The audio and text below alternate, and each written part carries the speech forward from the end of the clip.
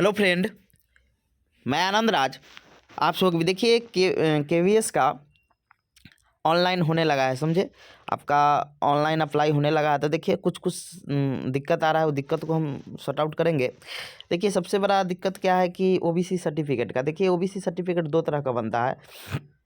एक OBC non creamy layer बनता है, एक सिर्फ ओबीसी बनता है, समझे। तो नॉन क्रीमी लेयर का मतलब क्या होता है, क्रीमी लेयर। उसके बाद आपका ओबीसी जो क्रीमी लेयर होता है उसका क्या मतलब है, समझे। उसके बाद पीआरटी में कितना एज है बताएंगे। फिर बीएड जिनका फाइनल नहीं हुआ है, जो सीटेट जिनका फाइनल नहीं है, वो लोग फॉर्म डाल सकते कि नहीं, समझे। और सिलेबस का एक दिन और दूसरा दिन चर्चा कर लेंगे, और बीएड वाले फॉर्म भरे कि नहीं, ये सब चीज़ है। तो सबसे पहले हम आते हैं ओबीसी सर्टिफिकेट का फॉर्मेट कैसा होता है, समझे। तो देखिए आपको पता होना चाहिए कि आपका जो केवीएस का बहाली जो है वो सेंट्रल गवर्नमेंट मतलब आपका केंद्रीय मतलब है, समझे। और जैसे बिहार सरकार का अलग बहाली आता है, सेंट्रल गवर्नमेंट का अलग बहाली आता है। तो देखिए ओबीसी में देखिएगा एक चीज़ होता है कि देखिए बहुत कास्ट ऐसा है ओबीसी में जो बिहार सरकार में मान लीजिए ओबीसी में है, लेकिन वो भारत सरकार में जनरल में है, समझे। बहुत ऐसा कास्ट है। या ऐसा भी है कि बहुत लोग हैं कि बिहार सरकार में एससी एसटी में है, समझे, और भारत सरकार में ओबीसी में है। ऐसा भी मतलब बहुत तरह का है। तो देखिए इसका बिहार सरकार का अलग कास्ट सर्टिफिकेट बनता है, समझे। ऐसा तरह का आपका बिहार सरकार का बनेगा, समझे। हर स्टेट का अलग अलग बनता है, जैसे बिहार सरकार का है, समझे। और सेंट्रल गवर्नमेंट का एक ही होता है जितना भी स्टेट है, क्योंकि सेंट्रल गवर्नमेंट का एक ही फॉर्मेट होता है, समझे। अब इसमें थोड़ा फॉर्मेट में अलग हो जाएगा, लेकिन जो इसका आपका दिया हुआ है प्रावधान जो दिया हुआ है वो सब में क्या होगा, आपका सेम होगा। जो प्रावधान यहाँ लिखा है ना, यहाँ पर देख लीजिए कि भारत सरकार की सेवा में नियुक्ति हेतु अन्य पिछड़े वर्ग के लिए, तो इसको हम समझाएंगे। फिर नॉन क्रीमी लेयर क्या होता है, क्रीमी लेयर क्या होता है, वो चीज़ बताएंगे, समझे। किसको आरक्षण मिलेगा, किसको नहीं मिलेगा। तो पहले हम ये चीज़ बता देते हैं कि आपका केवीएस जो होता है वो सेंट्रल गवर्नमेंट का जॉब है, समझे। अब बिहार सरकार का, जैसे आपका बिहार टीचर का बहाली आ गया, तो वहाँ पर आपका बिहार सरकार का बना हुआ मतलब सर्टिफिकेट जाति जो भी क्रीमी लेयर मांगता है, तो वो बिहार सरकार का होना चाहिए, समझे।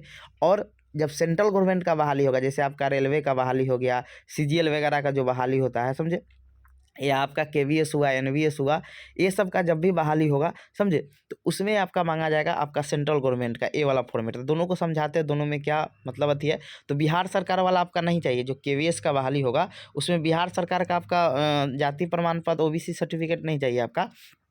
क्योंकि देखिएगा यहाँ पर बिहार सरकार में भी दो तरह का कैटेगरी होता है, एक होता है BC1 BC2, और वही चीज़ सब सेंट्रल गवर्नमेंट में जाता है तो ओबीसी में बदल जाता है, समझे। और वहाँ भी ओबीसी दो प्रकार का है, समझे। एक क्रीमी लेयर होता है, एक नॉन क्रीमी लेयर होता है। तो नॉन क्रीमी लेयर और क्रीमी लेयर दोनों क्या है, पहले उसको देख लीजिए। नॉन क्रीमी लेयर को आपका जब सीटेट का फॉर्म भी भले होंगे तो ओबीसी या लिखा होगा एनसीएल। एनसीएल का मतलब होता है नॉन क्रीमी लेयर। इसका मतलब क्या होता है, फिर एक होता है क्रीमी लेयर, वो भी ओबीसी ही है, लेकिन वो होता है क्रीमी लेयर। इसको क्रीमी लेयर रहित बोलते हैं, इसको सहित बोलते हैं। देखिए नॉन क्रीमी लेयर का मतलब हुआ कि आपका 8 लाख से कम इनकम है, मतलब एक फाइनेंशियल ईयर में एक क्या है, आपका 8 लाख से कम इनकम है आपके मतलब गार्जियन मम्मी पापा का, समझे। तो वो आपका उनका नॉन क्रीमी लेयर बनता है, समझे। और इनको आरक्षण मिलता है, याद रखिएगा। 8 लाख से कम कितना होना चाहिए, इनकम होना चाहिए, समझे, एक फाइनेंशियल ईयर में। और जब जब का 8 लाख से ऊपर आपका अथी चल जाएगा तो आपको आरक्षण नहीं दिया जाएगा, समझे। आप ओबीसी में है लेकिन आप नॉन क्रीमी लेयर में नहीं है। यानी कहने का मतलब ये जो एनसीएल जो होता है नॉन क्रीमी लेयर, ये भारत सरकार के अनुसार, सरकार के अनुसार है कि ये गरीब लोग हैं, और जो 8 लाख से ज़्यादा आपका इनकम है तो धनिक लोग है, आपको आरक्षण नहीं दिया जाएगा। तो जो ये सर्टिफिकेट बनता है वो नॉन क्रीमी लेयर का बनता है, यानी इसको बोला जाता है क्रीमी लेयर रहित। ये जो फॉर्मेट है ये किसका बनता है, तो आपका नॉन क्रीमी लेयर का में लिखा है, समझे। आपको बता देंगे, नीचे लिखा हुआ है कि आप नॉन क्रीमी लेयर में आते हैं। यानी आपका यहाँ पर देखिए फॉर्मेट में लिखा होगा कि यह प्रमाणित करता है कि भारत सरकार कार्मिक प्रशिक्षण विभाग के कार्यकाल यापन संख्या इतना, ये सब लिखा होगा, समझे। हाँ सुनिए, आप लोग अभी तो चलिए हाथ से लिखा हुआ मेरा फॉर्मेट है, समझिए। तो क्योंकि 2016 ही में हम बनवाए हुए थे, अब आपका डिजिटली आएगा। और इंग्लिश में कोशिश कीजिएगा आपको, क्योंकि हिंदी सब जगह नहीं चलता है, समझे। मतलब चलता है, हिंदी में भी गड़बड़ नहीं है, समझे, लेकिन इंग्लिश में आप फॉर्मेट बनवाइए। सेम यही चीज़ रहेगा, इंग्लिश में ट्रांसलेट रहता है, समझे। तो यहाँ पर आपका लिखा रहेगा कि आप क्या है कि यहाँ लिखा है ना कि यह भी प्रमाणित किया जाता है कि भारत सरकार कार्मिक एवं प्रशिक्षण विभाग के कार्यकाल ज्ञापन संख्या इतना लिखा होगा, उसमें भी 36/012/22/1993 स्थानिक SCT दिनांक 8/9/93 कार्यालय ज्ञापन संख्या 36/033/3/4 स्थानिक दिनांक 9/3/14 एवं कार्यालय ज्ञापन संख्या इतना के स्तंभ 3 में वर्णित किया गया है कि वर्णित व्यक्ति वर्ग क्रीमी लेयर के अंतर्गत नहीं आता है। समझे, यानी आप क्रीमी लेयर में नहीं है, नॉन क्रीमी लेयर में आ रहे हैं, तभी आपको क्या मिलेगा कि आरक्षण मिलेगा। समझ गए। तो आप लोग एक और चीज़ बताएंगे कि जो केवीएस का फॉर्म जब अप्लाई कीजिएगा तो 26 तारीख से पहले का बना हुआ है, जिस दिन अप्लाई कीजिएगा उस दिन से पहले का बना हुआ आना चाहिए। क्यों ऐसा बोल रहे हैं? क्योंकि आपका जॉब भी लगेगा तो उस समय यही आपका क्रीमी लेयर ले जाना होगा वहाँ पर। समझे, जब आपका बहाली होगा ना तो इसीलिए 1 साल ही वैलिडिटी रहता है क्रीमी लेयर का। समझे, एक ही फाइनेंशियल ईयर का होता है तो इसीलिए 1 ही साल वैलिडिटी आपका रहेगा। तो 1 साल का अंदर का होना चाहिए। समझे, यानी एक फाइनेंशियल ईयर के अंदर का आपका क्रीमी लेयर होना चाहिए। समझे, तो इसीलिए आप लोग नया बनवा लीजिएगा। ब्लॉक में जाइएगा, जाति आवासीय आय लगेगा, वहाँ से फिर आपको अनुमंडल से जाना होगा तो वहाँ साइन करवा लीजिएगा और तब अप्लाई कीजिएगा। समझे, तो नहीं तो फिर आपका सोचिएगा कि हम बाद में बना कर दे देंगे तो जो बहाली आपका होगा डॉक्यूमेंट वेरिफिकेशन होगा तो आपको छांट देगा। इसके पीछे कारण क्या है बता देते हैं। इसके पीछे कारण क्या होता है कि मान लीजिए अभी आप गरीब है, आपके 8 लाख से कम इनकम है। समझे, मान लीजिए अभी, या मान लीजिए आपका ज़्यादा इनकम है, हो सकता है कि बाद में आपका इनकम बढ़ जाए।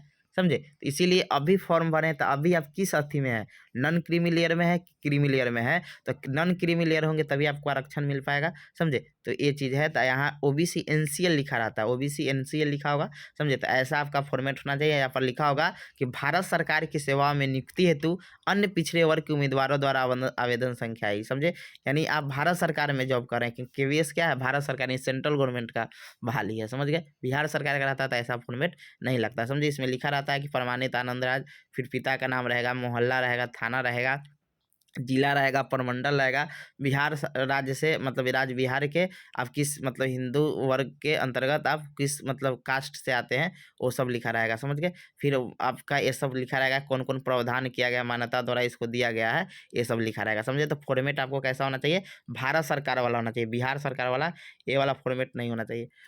बिहार टीचर का बहाली आएगा तब ऐसा फॉर्मेट दिया जाता है। समझ गए, ये हो गया कि ओबीसी सर्टिफिकेट का फॉर्मेट कैसा होना चाहिए, तो सेंट्रल गवर्नमेंट का बना हुआ होना चाहिए। समझ गए। अब आते हैं पीआरटी में। देखिए पीआरटी में मैक्सिमम एज होता है आपका जनरल वाले के आपका 30 साल होता है।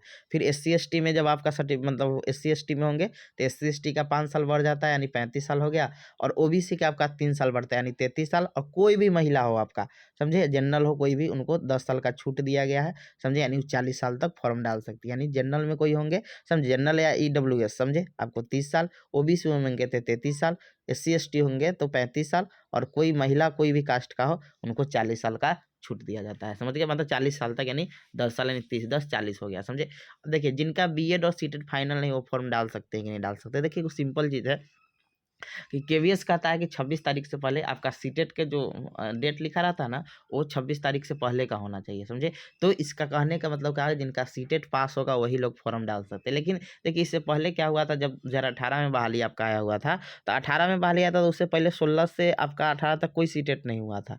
समझे, इसीलिए उनको अपेयरिंग वाले को दे दिया था मौका कि जो लोग फॉर्म डाले हुए हैं वो लोग, जिनका रिजल्ट नहीं आया है वो लोग फॉर्म डाल सकते हैं जब।